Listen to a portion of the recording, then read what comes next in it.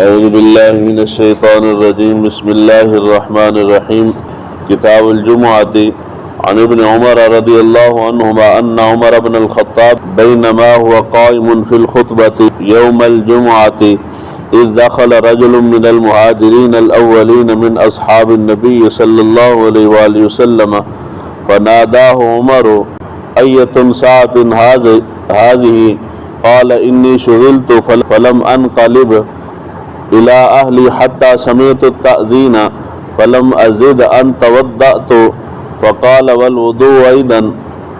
وقد علمت ان رسول اللہ صلی اللہ علیہ وآلہ وسلم کان یأمر بالغسل۔ بخاری شریف کی یہ 11ویں کتاب ہے، کتاب الجمعہ، یعنی اس میں جمعہ کے متعلق بیان ہے۔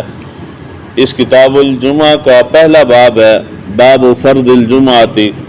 یعنی امام بخاری بیان یہ کر رہے ہیں کہ جمعہ کی نماز جو ہے یہ فرض ہے مسلمانوں پہ۔ اس کے اوپر دلیل کے طور پہ امام بخاری نے قرآن مجید فرقان حمید کی آیت مبارکہ سورہ جمعہ کی آیت نمبر 9 درس کی ہے، لقول اللہ تعالی اذا نودی للصلاۃ من یوم الجمعۃ فاسعوا الی ذکر اللہ وذروا البیع ذالکم خیر لکم ان کنتم تعلمون، یعنی نماز کی فرضیت کے اوپر یہ دلیل ہے۔ اس کے بعد روایت ہے حضرت سالم بن عبداللہ، یہ اس حوالے سے ذرا منفرد اور خوبصورت روایت ہے کہ 3 پشتوں کا 3 نسلوں کا اس میں ذکر ہے۔ حضرت سالم روایت کرتے ہیں حضرت عبداللہ سے، یعنی اپنے والد حضرت عبداللہ سے۔ حضرت عبداللہ اپنے والد حضرت عمر فاروق رضی اللہ تعالیٰ عنہ ان سے بیان کر رہے ہیں۔ حضرت سالم جو ہیں یہ حضرت عمر فاروق رضی اللہ تعالیٰ عنہ کے پوتے ہیں۔ تو حضرت سالم اپنے والد حضرت عبداللہ سے روایت کرتے ہیں، حضرت عبداللہ اپنے والد حضرت عمر فاروق رضی اللہ تعالیٰ عنہ ان سے روایت کرتے ہیں کہ ایک مرتبہ آپ یعنی حضرت عمر فاروق رضی اللہ تعالیٰ عنہ کھڑے ہو کے خطبے کا جمعہ ارشاد فرما رہے تھے کہ حتیٰ کہ مسجد کے اندر ایک شخص داخل ہوئے جو کہ اولین مہاجرین میں سے تھے اور حضور صلی اللہ علیہ وآلہ وسلم کے صحابہ میں سے تھے۔ تو جب وہ اندر داخل ہوئے تو حضرت عمر فاروق رضی اللہ تعالیٰ عنہ نے ان کو روکا، ٹوکا، اور آپ نے کہا کہ یہ وقت ہے جمعہ کے لیے آنے کا۔ تو انہوں نے آگے سے کہا کہ میں مصروف تھا اور جب میں نے اذان سنی ہے تو میں سیدھا گھر آیا ہوں اور آ کے میں نے صرف وضو کیا اور وضو کر کے میں مسجد میں آ گیا ہوں، یعنی میں نے اور کوئی کام نہیں کیا۔ تو اس پہ بھی حضرت عمر فاروق رضی اللہ تعالیٰ عنہ نے سختی فرمائی کہ کیا تم نے صرف وضو کیا ہے، حالانکہ حضور صلی اللہ علیہ وآلہ وسلم سے آپ نے سن رکھا ہے کہ حضور صلی اللہ علیہ وآلہ وسلم جمعے والے دن غسل کا حکم دیتے تھے۔ یہاں جن کا ذکر ہو رہا ہے وہ یعنی کہ جو ایک شخص داخل ہوئے مسجد میں، وہ حضرت عثمان غنی رضی اللہ تعالیٰ عنہ وہ تھے، یعنی حضرت عمر خطبہ ارشاد فرما رہے تھے اور حضرت عثمان غنی رضی اللہ تعالیٰ عنہ مسجد کے اندر داخل ہوئے ہیں۔ جب مسجد میں داخل ہوئے ہیں تو حضرت عمر فاروق رضی اللہ تعالیٰ عنہ نے دوران خطبہ ان سے پوچھ گچھ کی ہے۔ عوام بیٹھی ہوئی ہے، ظاہر بات خطبہ ہو رہا ہے تو لوگ بیٹھے ہوئے ہیں۔ پوچھا، انہوں نے کہا کہ جی میں نے اذان کے بعد کوئی کام نہیں کیا، میں سیدھا گھر آیا ہوں، جیسے ہی میں نے اذان سنی ہے تو میں نے وضو کر کے میں مسجد کے اندر حاضر ہو گیا ہوں۔ حضرت عمر فاروق رضی اللہ تعالیٰ عنہ کا یہ فرمانا کہ آپ کو معلوم ہے کہ حضور غسل کا حکم دیتے تھے، اور حضرت عثمان غنی کا یہ فرمانا کہ میں وضو کر کے آ گیا ہوں، اس سے ثابت یہ ہوتا ہے کہ وضو کرنا جائز ہے، غسل کرنا جمعے والے دن واجب نہیں ہے۔ اگر واجب ہوتا تو حضرت عثمان غنی رضی اللہ تعالیٰ عنہ جیسی جلیل القدر ہستی وضو کر کے جمعے کے لیے تشریف نہ لاتی۔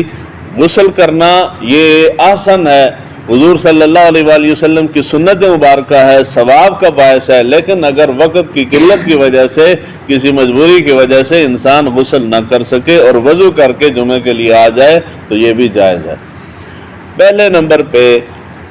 جمعے کے دن کے متعلق کہ یہ جمعے کا دن اس کا نام جمعہ کیوں رکھا گیا، اس کے بارے میں مختلف روایات ہیں اور بہت ساری روایات ہیں۔ ایک روایت جو پہلے غالباً کسی جمعے کے اوپر میں نے بیان کی تھی، تاریخ کی کتابوں کے اندر ہے، حضور صلی اللہ علیہ وآلہ وسلم کے جد امجد حضرت کعب ان کے متعلق ہے کہ یہ جمعے کا دن جو ہے انہوں نے مقرر کیا تھا، وہ اس دن کو حضور صلی اللہ علیہ وآلہ وسلم کی بعثت سے کئی سو سال پہلے کی بات ہے۔ وہ اس دن کو اپنے علاقے کے لوگوں کو، نوجوانوں کو جمع کرتے تھے اور جمع کر کے حضور صلی اللہ علیہ وآلہ وسلم کی آمد کی، بعثت کی ان کو خبر دیتے تھے۔ یعنی حضور صلی اللہ علیہ وآلہ وسلم کے آنے کی خبر دیتے تھے کہ اگر تمہاری زندگی میں وہ نبی آخر الزمان تشریف لے آئیں تو تم ان کے اوپر ایمان لانا اور ان کے دست و بازو بننا، یعنی یہ ان کو خبر دیتے۔ اور ہر جمعے کے دن یہ اجتماع ہوتا تھا، نیکی کا حکم دیتے تھے وہ حضور کے جد امجد۔ تو یہ اس وقت حضور صلی اللہ علیہ وآلہ وسلم کی بعثت مبارکہ سے پہلے اس دن کو یوم العروبہ کہا جاتا تھا۔ بعض نے کہا کہ اس کا نام جمعہ رکھنا بھی حضرت کعب نے ہی رکھا، پہلے اس کو یوم العروبہ کہا جاتا تھا، پھر جمعہ کا نام انہوں نے رکھا۔ بعض کہتے ہیں جی اس کا نام جمعہ جو ہے یہ بعد میں رکھا گیا۔ ایک روایت صحیح ابن خزیمہ کے اندر موجود ہے، حضور صلی اللہ علیہ وآلہ وسلم نے فرمایا کہ جمعے کا وہ دن ہے کہ جس دن اللہ تعالیٰ نے حضرت آدم علیہ نبینا علیہ الصلوۃ والسلام کے جسد خاکی کو مکمل فرمایا ہے، یعنی جسم مکمل ہوا ہے۔ اللہ تعالیٰ نے جب ہم کہتے ہیں کہ اہل کتاب میں سے دو قومیں، ایک یہود اور ایک نصارہ،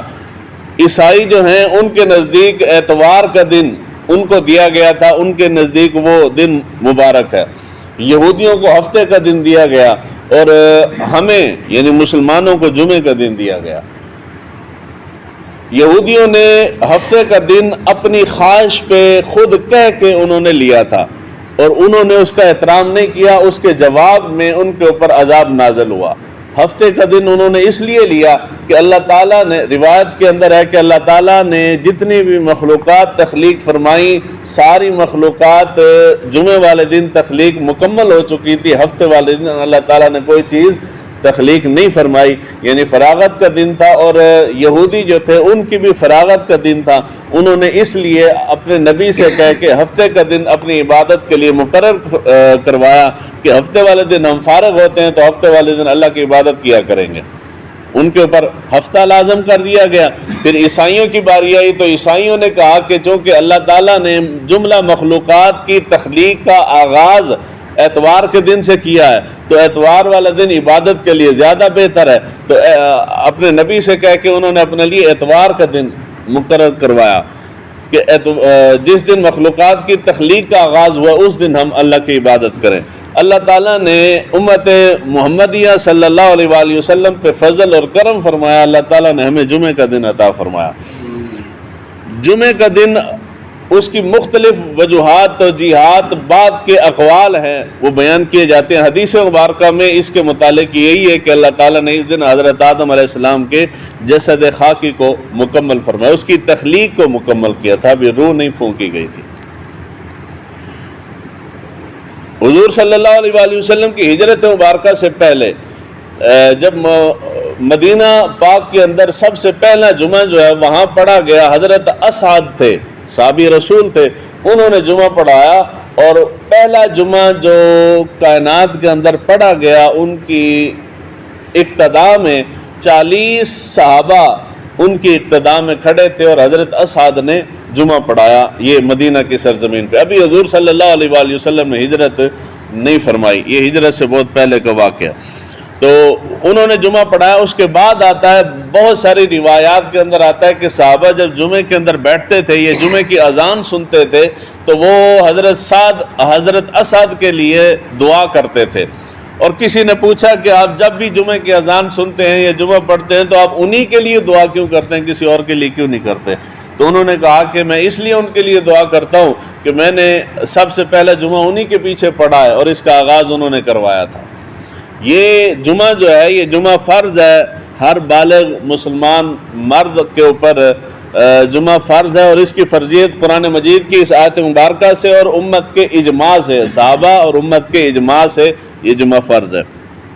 اللہ تعالیٰ نے جمعہ کے احکام، ویسے جمعے والے دن کا بھی بیان ہو جائے گا باقی تفصیل کے ساتھ، یہ جو آیت مبارکہ فرضیت کے اوپر ہے، جمعہ کے متعلق سب سے پہلی چیز جو اس روایت کے اندر بیان ہو رہی ہے وہ ہے کہ حضرت عمر فاروق رضی اللہ تعالیٰ عنہ کھڑے ہو کے خطبہ ارشاد فرما رہے تھے حضور صلی اللہ علیہ وآلہ وسلم کی سنت مبارکہ، حضور نے ہمیشہ خطبہ کھڑے ہو کے ہی دیا ہے، بیٹھ کے بامر مجبوری جب کبھی طبیعت حضور کی ناساز تھی تو حضور نے بیٹھ کے خطبہ دیا بیان جواز کے لیے، مگر آپ کا معمول مبارک جو تھا وہ کھڑے ہو کے خطبہ تھا۔ اس لیے جب بھی خطبہ دیا جائے، کوئی بھی خطبہ ہو، جمعے کا خطبہ ہو، عیدین کا خطبہ ہو، نکاح کا خطبہ ہو، ہمیشہ کھڑے ہو کے خطبہ دینا چاہیے۔ ہمارے ہاں معمول یہ ہے کہ باقی خطبے تو کھڑے ہو کے دیتے ہیں، مگر نکاح کا خطبہ بیٹھ کے دیتے ہیں۔ میں کھڑے ہو کے دیتا ہوں تو مجھ سے کئی لوگوں نے پوچھا کہ جی باقی تو سارے بیٹھ کے دیتے ہیں، آپ کیوں کھڑے ہو کے دیتے؟ تو حضور پاک صلی اللہ علیہ وآلہ وسلم کا معمول یہی تھا کہ آپ ہمیشہ ہر خطبہ آپ کھڑے ہو کے ہی دیتے تھے، الا ماشاء اللہ کہ اگر کسی امر کی وجہ سے حضور کھڑے نہ ہوئے ہوں تو سنت طریقہ یہی ہے کہ کھڑے ہو کے خطبہ دیا جائے۔ دوسرے نمبر پہ جمعہ کے احکام میں سے ایک بنیادی حکم، سابقہ اقوام نے، یہود نے جو ان کے لیے دن مقرر کیا گیا تھا، انہوں نے اس کا ادب احترام نہیں کیا تو اللہ تعالیٰ نے ان کے اوپر عذاب نازل کیا۔ اللہ تعالیٰ نے ہمارے لیے جمعے کا دن مقرر کیا تو جمعے کے لیے قرآن مجید فرقان حمید کا واضح حکم ہے کہ جب تم جمعے کی اذان سنو تو ہر چیز اپنی بند کر دو، پھر تم جمعے کی طرف نماز کے لیے، اللہ کے ذکر کے لیے دوڑ پڑو۔ اس لیے فقہاء نے لکھا ہے کہ جب جمعے کی اذان ہو جائے، جمعے کی اذان کے بعد خرید و فروخت کرنا مکروہ تحریمی ہے۔ کیا ہے جی؟ مکروہ تحریمی۔ تو ہماری جمعے کی اذان ہوتی ہے کہ ہمارے بازار بند ہو جاتے ہیں، وہ خریدنے والے بھی موجود ہیں اور فروخت کرنے والے بھی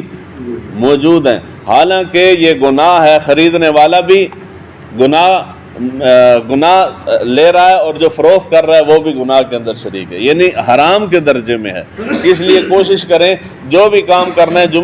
جمعے کی اذان سے پہلے اس کو مکمل کریں۔ جب جمعے کی اذان ہو جائیں، دکانیں شکانیں، خرید و فروخت ہر چیز بند کر کے مسجد میں اللہ کے ذکر کی طرف دوڑ پڑے۔ اللہ تعالیٰ ہمیں دین کو سیکھنے سمجھنے کی توفیق عطا فرمائے۔